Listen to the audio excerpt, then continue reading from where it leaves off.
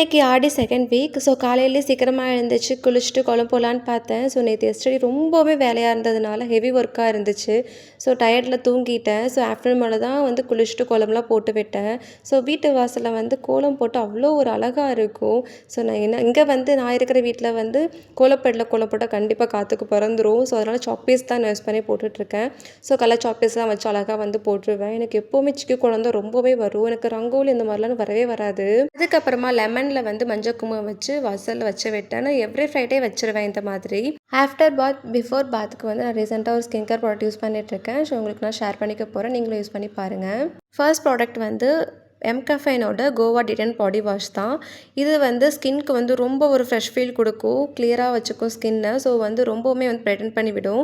Daily யூஸ்க்கு எனக்கு ரொம்பவுமே பிடிச்சிருக்கு. நான் ரீசெண்டாக இதுதான் இப்போ யூஸ் பண்ணிகிட்ருக்கேன்.